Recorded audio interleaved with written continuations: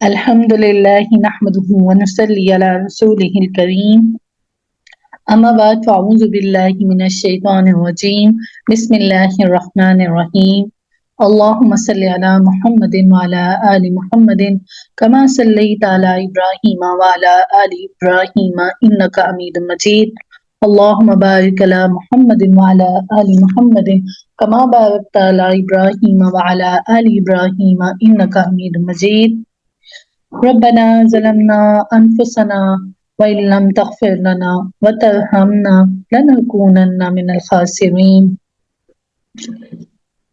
رب اشرح لي صدري ويسر لي أمري واحلل عقدة من لساني يفقهوا قولي واجعل لي وزيرا من أهلي اللهم فقهنا في الدين اللهم فقهنا في الدين اللهم فقهنا في الدين اللہ کی رحمت سے، اللہ کی توفیق سے کہ اللہ سبحانہ تعالیٰ نے ہمیں دوبارہ سے ایک نیا دن دے دیا اور اللہ سبحانہ تعالیٰ ہمارا خاتمہ بھی ایمان پہ کرے۔ اتنے ایسے لوگ ہیں جو کل زندہ تھے، آج وہ اللہ کو جا ملے، تو اللہ کرے کہ جب ہم اللہ سے ملیں تو ہم اس حالت میں ملیں کہ ہمارا رب ہم کو دیکھ کر راضی ہو جائے، نہ کیسے ملیں کہ اللہ ہمیں دیکھ کر راضی نہ ہو۔ تو آیت نمبر 71، قل کہہ دیجئے، سورۃ انعام آیت نمبر 71، قل کہہ دیجئے، کیا ندعو، کیا ہم پکاریں، من دون اللہ، سوائے اللہ کے، ما لا، جو نہیں، ینفعونا، نفع دیتے ہم کو، ولا یضرونا، اور نہیں نقصان دیتے ہمیں۔ اے نبی صلی اللہ علیہ وسلم، ان سے کہیے کیا ہم پکاریں اللہ کو چھوڑ کر ان چیزوں کو جو ہمیں نہ نفع پہنچا سکتی ہیں نہ نقصان۔ یہ بت کسی کو کچھ نفع یا نقصان نہیں پہنچا سکتے، یہ تو خود اپنی حفاظت بھی نہیں کر سکتے، اپنی ناک پر بیٹھی ہوئی مکھی تک نہیں اڑا سکتے، ان کو پکارنے کا کیا فائدہ، ان کے سامنے سجدے سے کیا حاصل۔ بتوں کے بارے میں تو یہ بات خیر بہت ہی واضح ہے، لیکن اس کے علاوہ بھی پوری کائنات میں اللہ تعالیٰ کے علاوہ کوئی کسی کے لیے خیر کی قدرت رکھتا ہے نہ شر کی، کوئی بھی نہیں رکھتا۔ لا حول ولا قوت الا باللہ کا مفہوم بھی یہی ہے، لا حول نہیں ہے ارد گرد، ولا قوہ اور نہیں قوت، کس کی؟ الا باللہ، اللہ کی۔ لا حول ولا قوت الا باللہ، اللہ تیرے سوا ارد گرد کسی کی کوئی قوت نہیں ہے، صرف تیری ہی قوت ہے۔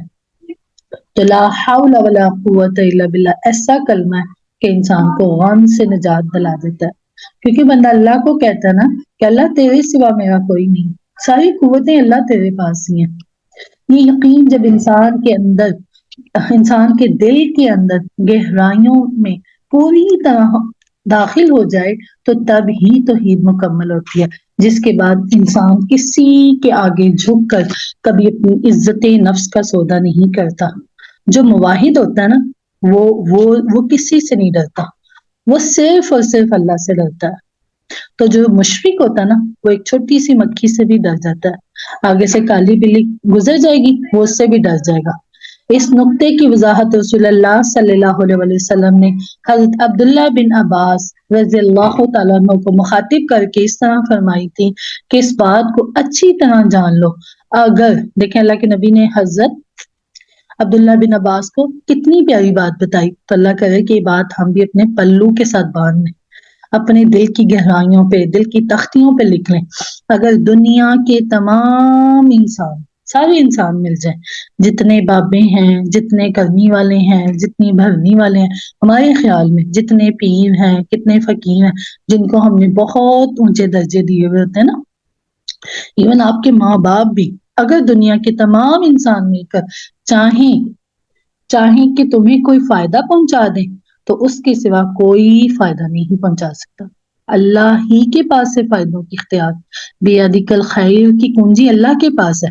تو جو اللہ نے تمہارے مقدر میں لکھ دیا ہے، اگر تمام انسان مل کر تمہیں کوئی نقصان پہنچا دیں، تمہارا بڑے سے بڑا دشمن، بڑے سے بڑا تمہارا جو تم سے نفرت کرتا ہے، تو اس کے سوا کوئی نقصان نہیں پہنچا سکتا جو اللہ نے تمہارے مقدر میں لکھ دیا۔ یہ اللہ کے نبی نے حضرت عبداللہ بن عباس کو یہ بات سمجھائی تھی۔ تو بیسکلی آج ہمیں بھی اس بات کو سمجھ لینا چاہیے کہ اللہ ہی کے حکم سے انسان کو خیر ملتی ہے، شر ملتی ہے. تو ہر حال میں صرف اللہ ہی کو پکارو. کسی دوسرے سے سوال کرنے، کسی اور سے ڈرنے، التجائے کرنے کا کوئی فائدہ نہیں.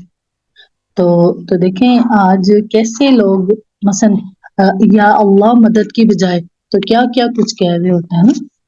تو اللہ تعالیٰ ہمیں شرک سے بچائے. تو یہ صورت کا آپ کو پتہ ہی نہیں کیسا پروٹوکول تھا. 70,000 فرشتے لے کر آئے تھے کیونکہ اس میں شرک کلیئر کٹ بتا دیا گیا کہ شرک کبیرہ گناہ ہے. تو مشرک کے لیے اللہ تعالیٰ نے جنت کو حرام کر دیا.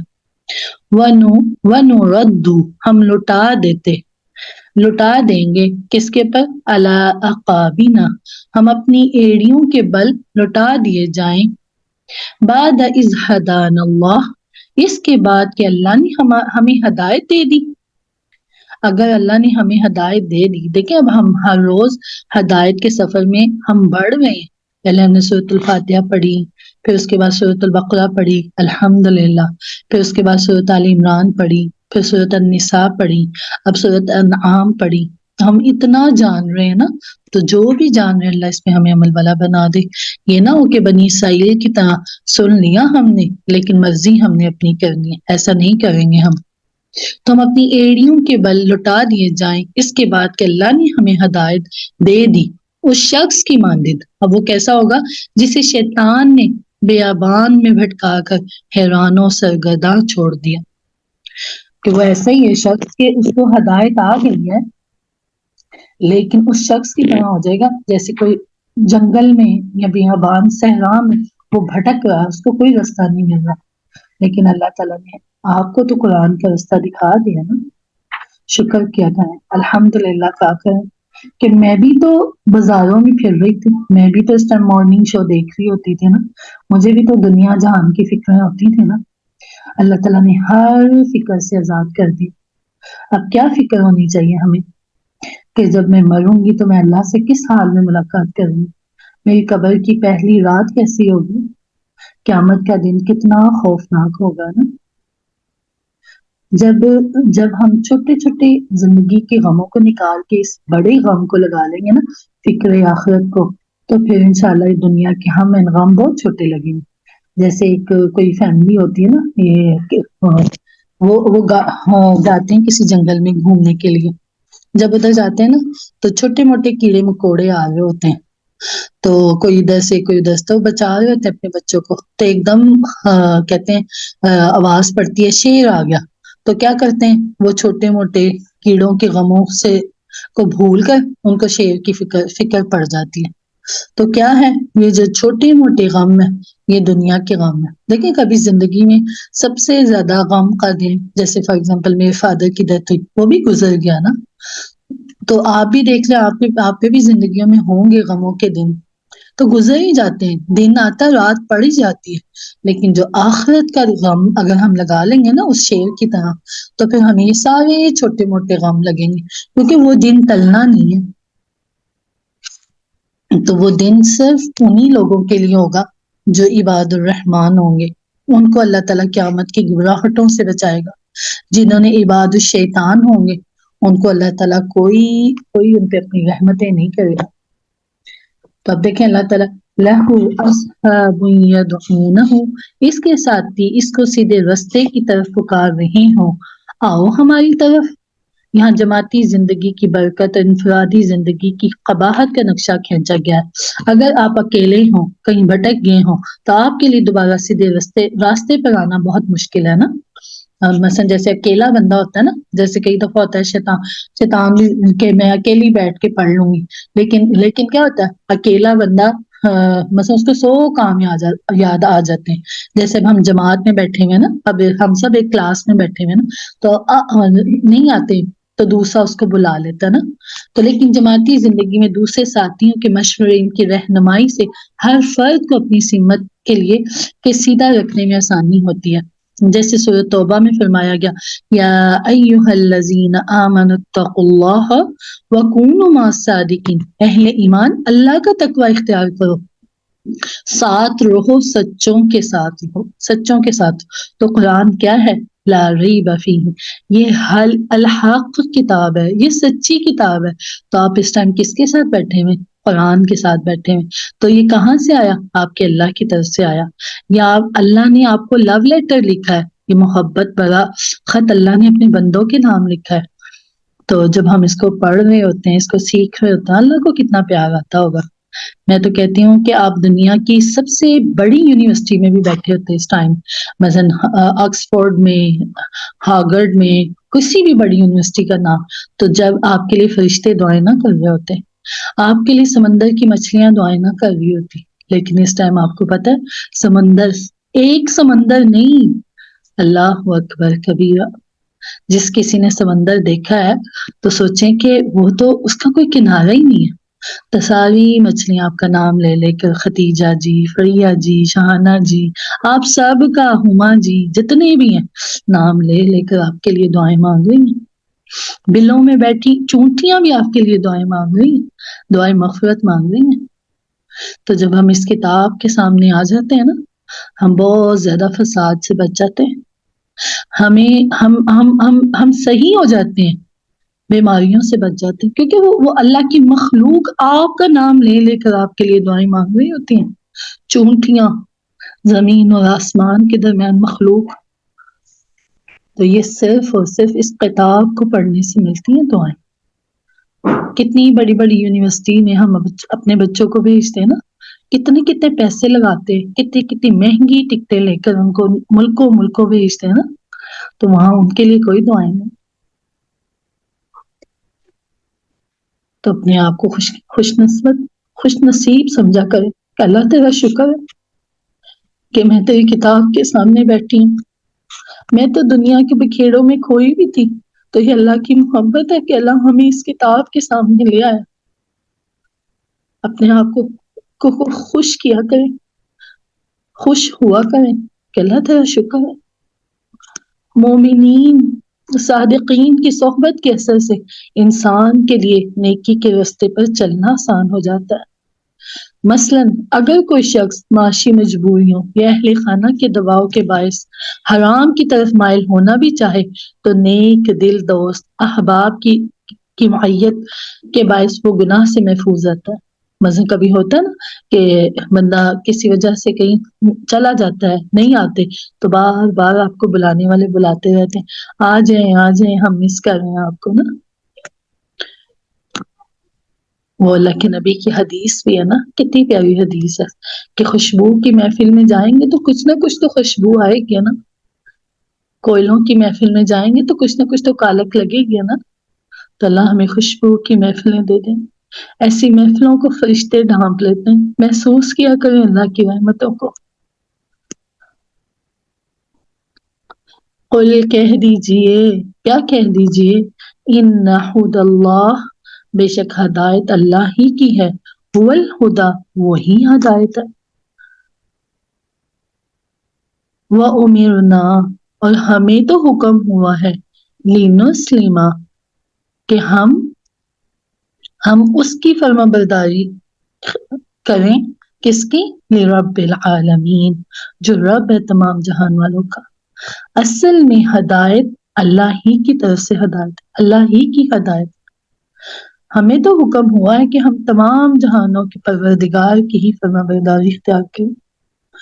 دیکھیں ہم ایک اتنے بڑے رب العالمین کی نافرمانی کرتے ہیں جو تمام جہانوں کا رب ہے۔ تو اگر ہم اس رسی کو تھام لیں گے نا، وَاعْتَصِمُوا بِحَبْلِ اللَّهِ، تھام لو اللہ کی رسی کو، کیسے؟ جمیعاً، سب مل کر، وَلَا تَفَرَّقُوا، تو کیا ہے؟ تم فرقوں میں پڑ جاؤ گے۔ وہی بات ہے نا کہ وہ کسی نے کل کوٹ لکھا ہوا تھا، میں نے اپنے بلکہ اسٹیٹس پہ بھی لگایا، مجھے اتنا اچھا لگا کہ جب ہم کپڑے ڈالتے ہیں رسی کے اوپر تو رسی ٹوٹ جاتی ہے تو کپڑے نیچے گر جاتے ہیں نا، تو اسی طرح جب ہم اللہ کی رسی کو چھوڑ دیتے ہیں تو ہم بھی گمراہیوں کے، گناہوں کے رستوں میں نکل جاتے ہیں۔ تو اللہ کی رسی کو کبھی بھی نہ چھوڑیے گا۔ اللہ کی رسی کا ایک سرا بندے کے ہاتھ میں، ایک رب کے ہاتھ میں ہوتا ہے۔ تو اگر کبھی ڈھیلی پڑ جائے، کبھی چھوٹ جائے تو فوراً سوچیں کہ کیا ریزن بننا۔ پھر اس کے بعد اللہ تعالیٰ آیت نمبر 72 میں کہتے ہیں وَأَنْ أَقِيمُوا الصَّلَاةَ، یہ کہ نماز قائم کرو۔ کتنی دفعہ بار بار اللہ کا حکم آتا ہے نماز قائم کرنے۔ کیا میری نمازیں پوری ہیں؟ ہمیں کتنا شوق ہوتا ہے نا اپنے برتنوں کے سیٹ پورے کرنے کا نا، کہ میری شادی کا سیٹ ہے، اس کی پلیٹ نہ ٹوٹ جائے۔ تو نمازوں کے سیٹ ہم نے پورے کیے، چیک کر لیں، اگر نہیں کیے تو اللہ سے معافی مانگ لیں، آئندہ سے توبہ کر لیں کہ میں نے اپنی نمازوں کے سیٹ پورے کرنے، خشوع خضوع والی نماز پڑھنی۔ واتقوا، اور اللہ کا تقوی اختیار کرو، اللہ کا خوف پیدا کرو، اور وہی ہے جس کی طرف تمہیں جمع کر دیا جائے گا، اللہ ہی کی طرف تمہیں، وَهُوَ الَّذِي إِلَيْهِ تُحْشَرُونَ، وہی ذات ہے اس کی طرف تمہیں اکٹھا کر دیا جائے گا، اللہ ہی کی طرف جانا ہے۔ بار بار اس صورت میں اللہ تعالیٰ بتا رہا آنا میرے پاس کیا منہ لے کر آؤ گے، نافرمانیوں والا یا فرما برداری والا؟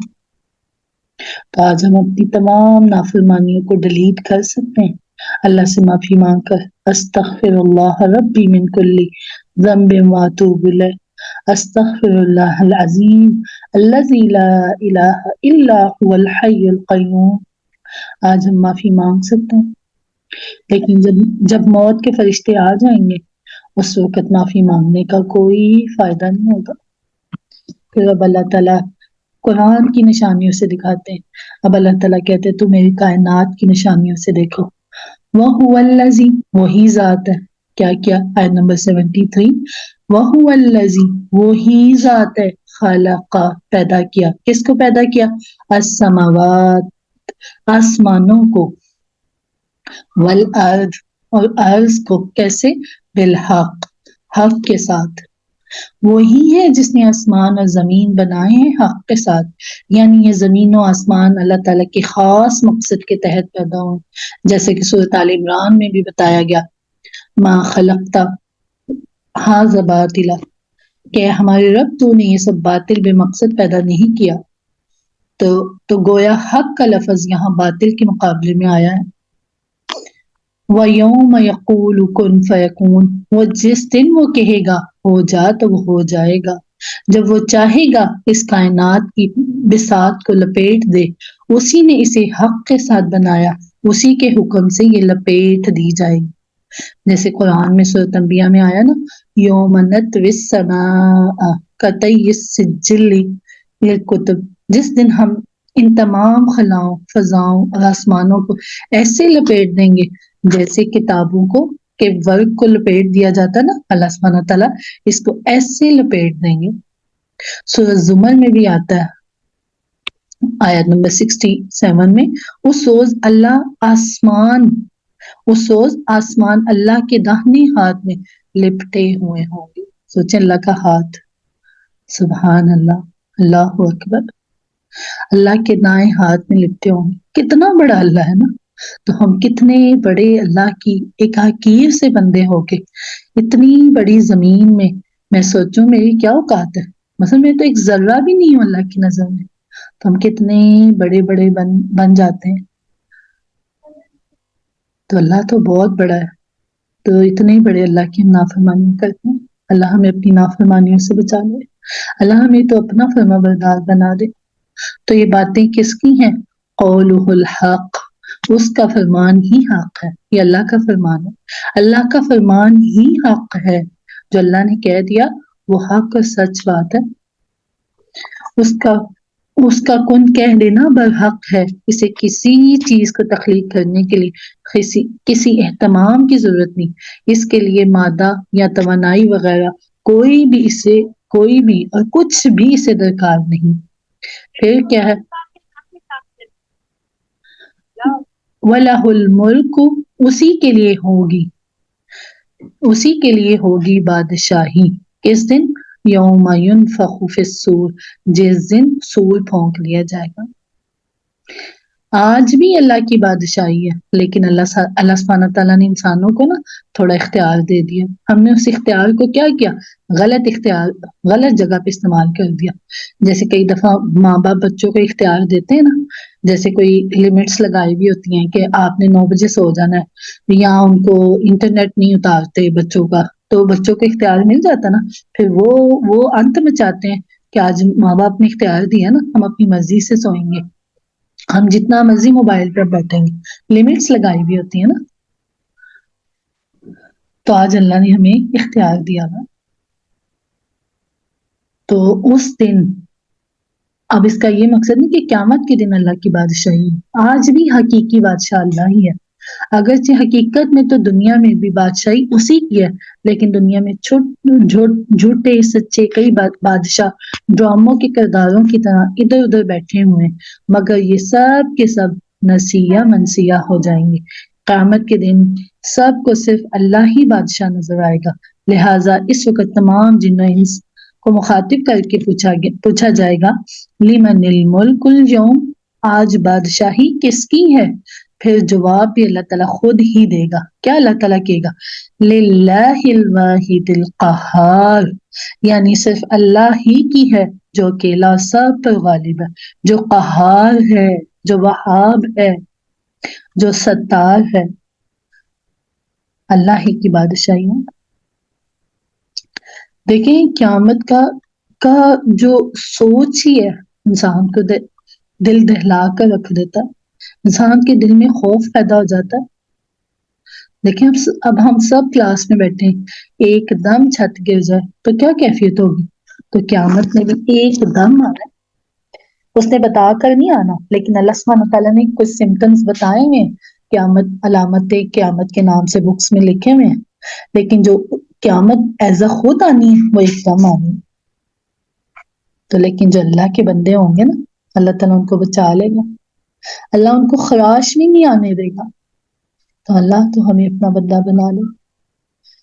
تو یہ ہم اس دن کی تیاری کر لیں، جب ہمیں فکر آخرت لگ جائے گی نا، غم آخرت لگ جائے گا نا، پھر دنیا کے ہمیں ہم ان غم بہت چھوٹے لگیں گے. اللہ ہمیں تو فکر آخرت لگا دیں. مکہ والوں کو فکر آخرت نہیں تھی، وہ یہ کہتے تھے ہم نے مر کے زندہ نہیں ہونا، ہم نے اللہ کے سامنے کھڑے نہیں ہونا، اسی لیے تو اپنی موج مستیوں میں زندگیاں گزار رہے تھے نا. تو بار بار اس صورت میں بتایا جا رہا ہے کہ اللہ کی طرف جانا ہے، قیامت آنی ہے، قیامت حق ہے، اللہ حق ہے. تو اللہ تعالیٰ کیسے ہیں؟ عالم الغیب، وہ جانتے ہیں کس کو؟ غیب کو. وہ تمام غیب، اب کیا خالی غیب کو جانتے؟ نہیں، کھلی باتوں کا بھی جاننے والا ہے. تو کہاں پہ جا کے چھپ کے گناہ کریں؟ جہاں پہ اللہ کی زمین نہ ہو. وَهُوَ الْحَكِيمُ الْخَبِيرُ، اور وہ ہر شے سے باخبر اور ہر باکمال حکمت والا ہے. اللہ سبحانہ تعالیٰ ہر چیز کو سے باخبر، لمحہ لمحہ باخبر اور حکمت والا بھی ہے. اللہ تعالیٰ کے پتہ نہیں کس فیصلے میں کیا حکمت ہوتی ہے. ہم جلد باز ہوتے ہیں نا، ہمیں نہیں پتا ہوتا کہ اگلا ہی لمحہ کتنی خیر کا ذریعہ بن جائے. اللہ نوز بیسٹ، اللہ کو پتہ ہے. دیکھیں آج ہمارا کیا حال ہے، ہم دو زمانوں میں جی رہے ہوتے ہیں. کیسے؟ مثلا ایک تو یہاں پچھلے وقت ماضی میں کھوئے ہوئے ہوتے ہیں، یا فیوچر میں. ماضی میں کیسے کہ ہائے وہ ماضی کے غم ہمیں ستا رہے ہوتے ہیں جو ہمیں نیکیاں نہیں کرنے دیتے. تو فیوچر کے غم کہ کل کیا ہونا ہے. جو آج ہے نا، مومن جو ہوتا ہے نا، وہ آج میں جیتا ہے. دیکھیں کل والا واپس نہیں آ جانا، اور جو کل آنا ہے اس کا ہمیں نہیں پتا کہ ہم نے اس زمین پہ ہونا ہے یا زمین کے اندر ہونا ہے. لیکن آج تو ہمیں پتا ہے نا، ابھی لمحے کا تو ہمیں پتا ہے نا، لمحوں کی حفاظت کرنی. اب یہاں سے کیا ہوگا؟ اب حضرت ابراہیم اور آپ علیہ السلام کی نسل کے بعض انبیاء کرام کا ذکر آ رہا ہے. انبیاء کے ناموں پر ایک مشتمل ایک خوبصورت گلدستہ جو سورۃ النساء کے آخر میں ہم دیکھ آئے ہیں. وہاں آیات الآیات جیسے 163 164 میں ہم نے اور 113 انبیاء رسل کے نام پڑھے ہیں نا، 13 انبیاء اور رسل کے نام پڑھے، جبکہ یہاں اس گلدستے میں 17 انبیاء اور رسل کے نام ہیں۔ کتنے نام ہیں؟ 17۔ پیچھے ہم نے سورۃ النساء میں 13 نام پڑھے۔ حضرت ابراہیم کا ذکر یہاں قدر تفصیل کے ساتھ آیا، لیکن یہ ذکر قصص النبیین کے انداز میں ہے۔ آپ علیہ الصلوۃ والسلام کی قوم پر کسی عذاب کا ذکر قرآن میں موجود نہیں۔ حضرت ابراہیم علیہ الصلوۃ والسلام کی قوم ہے نا، ان کا قرآن میں اس قوم کے پر کوئی بھی نہیں پتہ چلتا عذاب کے ذکر کا نا، اس لیے آپ علیہ الصلوۃ والسلام کا ذکر یہاں اس صورت میں الگ آیا۔ سورۃ الاعراف میں ان پیغمبروں کے ساتھ نہیں آیا جن کی قوموں پر عذاب آیا تھا۔ واضح رہے اس میں تذکیر بالآلاء اللہ کی مثالیں ہیں، جبکہ سورۃ الاعراف میں تذکیر بالایام اللہ کی مثالیں ہیں۔ حضرت نوح، حضرت ہود، حضرت صالح، حضرت شعیب، حضرت لوط، حضرت موسیٰ کا ذکر سورۃ الاعراف میں انبیاء اور رسل کے انداز میں آیا ہے، یعنی ان رسولوں کی قوموں پر عذاب آیا، ان کو عبرت کا نشان بنا دیا گیا۔ ہم پڑھیں گے سورۃ الاعراف میں۔ اب آیت نمبر 74، یہاں سے ہم انشاءاللہ حضرت ابراہیم کا قصہ دیکھتے ہیں۔ وَإِذْ قَالَ، جب کہا، کس نے کہا؟ ابراہیم نے کہا۔ کیا کہا؟ کس کو کہا؟ لِأَبِيهِ، اپنے باپ کو کہا۔ یاد کرو جب کہا ابراہیم نے اپنے باپ آزر سے، أَتَتَّخِذُ أَصْنَامًا آلِهَةً، کیا تم نے ان بتوں کو اپنا خدا بنا رکھا ہے؟ کہ یہ حضرت ابراہیم نے کہا کہ کیا آپ نے ان بتوں کو اپنا خدا بنا رکھا ہے؟ انی اراک، بے شک میں دیکھتا ہوں آپ میں، وقومک، اور آپ کی قوم کو، کس میں؟ فی ضلال مبین، کھلی گمراہی میں۔ جو حق والا بندہ ہوتا نا، وہ کبھی بھی چپ نہیں بیٹھ سکتا۔ تو دیکھیں اپنے باپ کے سامنے کھڑے ہو گئے، کیا کہہ رہے ہیں کہ آپ نے بتوں کو خدا بنا رکھا ہے۔ تو وہ تو آزر جو تھا نا، وہ خود بتوں کو تراش لیتا تھا، پھر انہی بتوں کے آگے بیٹھ کر ان کی پوجا کرتا تھا۔ وَكَذَلِكَ، آیت نمبر 75، وَكَذَلِكَ، اسی طرح، نُرِیَ، ہم دکھاتے ہیں ابراہیم کو ملکوت السماواتی، آسمانوں کے، والارض، اور زمین کے۔ اسی طرح ہم دکھاتے رہے ابراہیم علیہ السلام کو آسمانوں اور زمین کے ملکوت۔ یہاں ملکوت سے مراد وہ پورا نظام ہے جس کے تحت اللہ تعالیٰ اس کائنات کو چلا رہا ہے، یعنی وہ تکوینی حکومت، یونیورسل گورنمنٹ، جسے اللہ تعالیٰ نے مقرر کردہ کرندے چلا رہے ہیں۔ یہ جو اللہ تعالیٰ کی کائنات ہے نا، اللہ سبحانہ تعالیٰ نے جو اللہ تعالیٰ کے فرشتے ہیں وہ ان کو چلا رہے ہیں نا اللہ کے حکم سے۔ اس نظام کا مشاہدہ اللہ تعالیٰ نے اپنے رسولوں کو اس لیے کراتا ہے تاکہ کہ اس کے بارے میں انہیں عین الیقین حاصل ہو جائے، لیکون من الموقنین، تاکہ وہ پوری طرح یقین کرنے والوں میں سے ہو جائے۔ تو کیا مقصد؟ حضرت ابراہیم علیہ السلام کو اللہ پہ یقین نہیں تھا، لیکن اللہ سبحانہ تعالیٰ اپنے جو جلیل القدر انبیاء ہوتے ہیں، نبی ہوتے ہیں، رسول ہوتے ہیں، ان کو غیر فطری مشاہدات کراتے ہیں نا۔ تو اب آئندہ آیات میں حضرت ابراہیم کے بارے میں مزید تفصیل آ رہی ہے۔ ان آیات کی توجیہ اور تشریح مختلف لوگوں نے مختلف انداز میں کی ہے۔ بعض حضرات کے نزدیک کہ حضرت ابراہیم علیہ السلام کے ذہنی ارتقاء کے کچھ مراحل ہیں۔ ایک مرحلے پر واقعتاً آپ نے ایک ستارے کے بارے میں یوں سمجھا کہ میرا رب ہے، پھر جب وہ چھپ گیا تو آپ علیہ السلام نے سمجھا کہ یہ تو ڈوب گیا، یہ میرا رب نہیں ہو سکتا۔ پھر چاند کو دیکھ کر آپ علیہ السلام نے ایسا ہی سمجھا، پھر سورج دیکھا تو ایسا ہی خیال آپ علیہ السلام کے دل میں آیا۔ بہرحال بعض حضرات کی رائے یہ ہے کہ آپ نے واقعتاً ایسا ہی سمجھا۔